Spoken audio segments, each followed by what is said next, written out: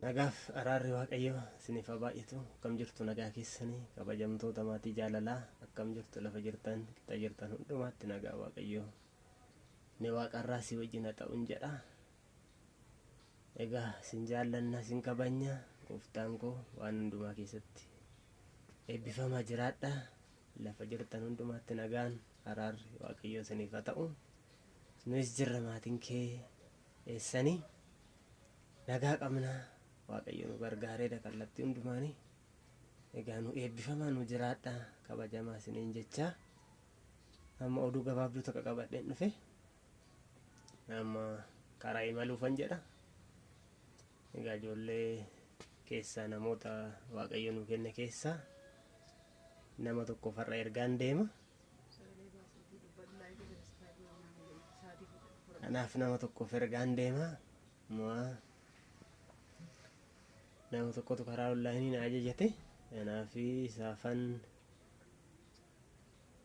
horiis bituun deema. Qees qorqorroo minaamina bitee fi ijaaruu fi jedheen deemaa oduu isinitti dheerefsu jedheen gaggabaabsee dafee isinii gabaabsuu barbaadeen. Kanaaf lafa sanatti waaqayyo nu gargaaree amanamummaadhaan egaa nama wal sossobuun hin barbaachisu isan jedhe raawwachuun deemaa jira. Egaa waaqayyo nu gargaaree yoo dhuguma waaqayyo nu wajjin ta'e lafa fagoodha karaa ani deemu, karaa konkolaataa guyyaa tokko deemsisuudha. Egaa lafa sanatti dhaqee milkaa'inaan akkan deebi'u lafa jirtan hundumaatti waaqayyo nu kadhadha. Waaqayyo akka nu gargaaru, nama sanaafis milkaa'ina akka ta'u akka nu kadhattan jecha. Egaa yoo lafa sana ga'e tarii viidiyoo waraabuun haalli isaa akkaataa itti mijatetti isinii waraabuun danda'a. Yoo mijachuudhaa baate immoo mijatadhee yaada. Kanaaf isin jaallanna, isinillee waan barbaaddan nu ajajachuudhaaf qophii ta'a. Fageenyi nu hin daangessu. Amanamummaan kan waaqayyo nutti laate nu gidduu jira. Waan isin barbaaddan maatii keessanii geessuu nan danda'a. Amma ishiin horii biteette egaa guyyaa boriiti gabaa isaanii kan dhaabatu. Guyyaa borii horii bituufin deema. Guyyaa har'aa yoon achi dafee qaqqabe waan hojjetamu qeeqee kecha waan hojjetamu jiratte isa hojjedhee fi kanaaf isheenillee karam kana akka gammaddu barbaaden isinillee waan jiru kana akka hubattanii. Egaa maaliif inni guddaan quuqamni kan koo akkuma isiniin jedhe yoo namni geeddarame nan jaalladha, yoo isin geeddaramtan nan jaalladha. Faayidaan kan koo tarii namni maallaqa hedduu kaffaltii hedduu laalee deema. Ani garuu jijjiirama namni sun qabu laaleen deema. Yoo isin jijjiiramtan, yoo isin hojiitti hiikattan, yoo isin waan gaariirra oolfattan baay'een gammada. Garaan koo hin gammada. Maafinni waan biraa miti, keezii biraa miti. Namni yoo guddatu, namni qajeela yoo guddatu mandaratu gammadadha wangeelli keenyas. Kanaaf guddadhaa isiniin jedha. Jijjiirama waan tokko ragaa xaaruun keessa sila nafne, jooruun keessa sila nafneeti waan tokko rakka isin geecha nan barbaada. Hawwa isiniin kadhadha, arguus nan barbaada. Akkuma nama kana isheen waaqayyo ishee eebbisee dhugaadha. Yeroo darbillee viidiyoo tokko laalan ture. Namni biraa akkasuma akkuma koo har'aa kana dhaqee viidiyoo hojjetee fi waan gaarii waan garaa nama gammachiisu hojjettattee jirti. Isinillee akkasuma xiiqii isinii ta'uu qabaa jedha. Xiiqiidhaan guddachuu qabdu. Bakka eegitti waanuma mul'annetti, waanuma ija hin qabnetti waggaa 12, waggaa 15, waggaa 13, waggaa 6, waggaa 7 hojjedhe jechuun maqaa duwwaa ta'uu hin qabu. Waggaa 7, waggaa 8 hojjettattanii iji hin jiru taana baay'ee borummoo gaafa galta sammuun keessan hin caba.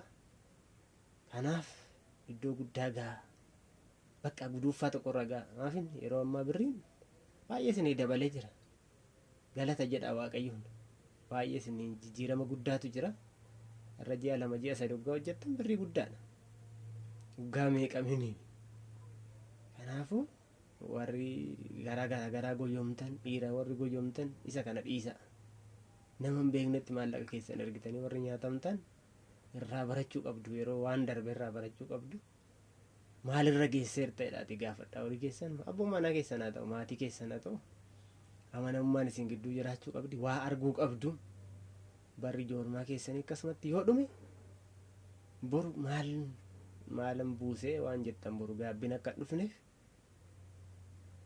egaa waan gaariirra akkasin geechan Waaqayyo akkasin gargaaru hawwii kooti isiniin jechuun barbaada.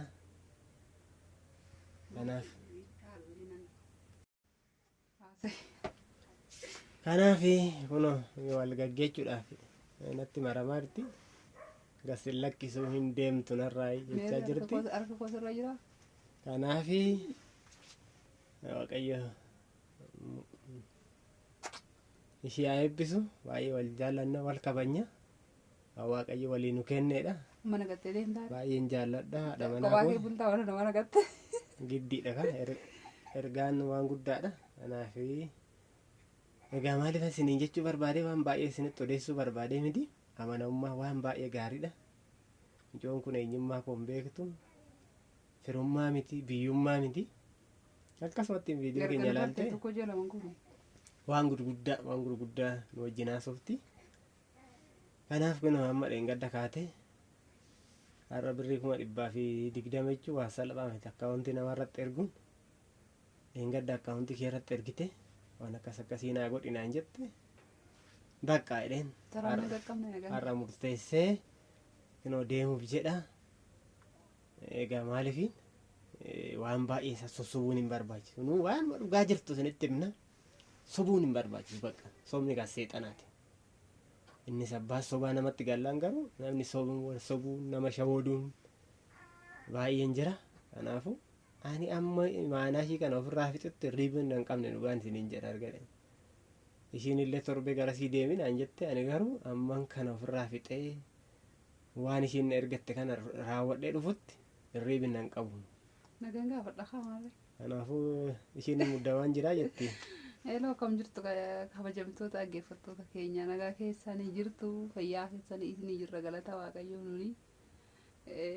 Warri haaddisii sabiskiraabii nu godha warri turtan immoo laayikii godhaa nu daawwadha. Warri nu ajajachuu barbaadan nu ajajadhaa dhirsanarraan fudhatina malee. Dhirsanarraa fudhattanii guddina gootu malee na ajajadhaa nu ajajadhaa hin barbaadda isinii bituu danda'a isiniin jenna asumarraani lafa fagoo nu gatee deemuuf yaana moonirraa dhiisee deemuufi.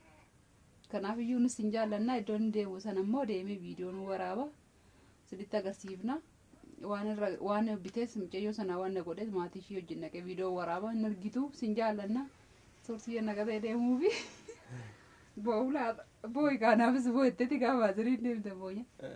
Maaltu si boochisa? Boo'i kanaafis geera hojii deema. Wattaaddaraa miti kanan deema rukkoo lafa hojiitti nama afaan ergaa deema ergaa dhattee deebita. Buluu badekaa kophaa koo nagattee. Giddiidha kan maal goota torban tokko yoo ta'e dhattee waan galfata sarraa wajjin dirqama ta'a. Qabaa garuu mana namaatti bulta. Hirriiba gaa'isa ilaalla gaachuu. Bukkeetti dulaala rafuumoo achi dhattee biraa bulusii wayi. Kanaaf oduu biraan mana odeessiniiti. Caaltu laala dhaggeeffatu intalli wayii jirtu bareedduu ishii taanaan irraa fudhachiifte ani sinudha beekadhu. Ani sinudha gaafate galtee booletti si eegee siin jedha. Sin jaallanna buleewwan keenya warra ajajachuu barbaadan qallee malee ajajadha. Sorsiisiin sin jaalladha nagaan naa galii dafii immoo naa galii. Kanaafuu sin jaallanna Waaqayyo si wajjin haa ta'u karaa koo Waaqayyotti kennadhaa. Inni immoo isiniif hin qajeelchadha. Karaa keessa Waaqayyotti kennadha inni immoo isiniif hin qajeelchadha. Karaan koo Waaqayyotti kennamee jira. Egaa isin immoo hawwiidhaan gogga'uudhaan na eeggadhaa isiniin jedha. Maal akka bitamuu maaltu akka bitamuu isinitti amma dubbatii yaada dubbatte duroo dubbachuun qabu ture. Rakkoon qaba maafin immoo gilxiidhuma jirudha. Waan guddaa kan biraas waan baay'een jira waan ishiin naan jette. Isa hundumaa yoo hin danda'e viidiyoo isinii na waraaba gooftaan koo si wajjin haa ta'u isinan Ara jaalladha deemine gattee isinan kabaja Ara pun deemtu gattee birri jitee naute birri jakkaunti mama jirra gajina bindeemi. ara akauntii maal mamma ishii wallaaltetti duraan kanaaf rakkoon hin jiru isin jaallanna isin kabanya nu guddisa bakka lafaa nu kaasaa nu guddisaa isiniin jenna. YouTube keenya nuufaa kaffalu dhugaa kan nu guddisaa nuun kaffalle nus ittiin kaartaa baafannee ittiin jenna mana ijaarrannee hambiraa yookiin bitannee hambiraatti jecha viidiyoo hambiraa waraabna bitiire babbareechine mana namaa keessatti siqiqamaa waraabnu. Kanaaf rakkoon hin jiru kana kolkollee faana takka faana sadii rakkataa jirra yoo nu guddistan nu gaasiniin jedha nu guddiftanii yoo gaaratti nu baaftamme waan barbaanne isinii ergamna natsaa nu gaasiniin jenna mana ofii keenya keessa har'a mana kana keessa birri 9,000 kaffala ji'aani garuu yaadda'a ol galaa yaadda'a hin ulfaata. Kanaafuu namoonni tokko ammoo mana keessatti gaafa isinii waraabnu waan baay'ee isinitti dhaga'amuu danda'a waan baay'ee jettu odoo nu danda'ameeti waan gaarii goonis fuulduratti dhiyaachuu hin barbaanna garuu hin jiru maal goonare waan hin jirre of diddiimachuun hin ta'u of sobanii of tuttuuluun hin barbaachisu waanuma qabaniin gabaabaa wanta jaartii tokkotu kanaaf rakkoon hin jiru isin jaallannaa isin kabajnaa kanaaf baay'ee tokkoon isin jaalladha waaqayyo sinaa eebbisu tigisti isin jaallatti wal isin jaallanna atu nagattee deemuuf jirta waaqayyo sinaa ta'u nagaan dhaqi nagaan gali isinillee nagaan gali jedhaani amma viidiyoo kan biraa walitti deebinutti waan inni bituu dhaqe gogaa meeqa akka inni bitullee tilmaama yaa isinitti miira garuu tilmaama eeggadha in laaltu isinis. Ciao fayyaa ta'a.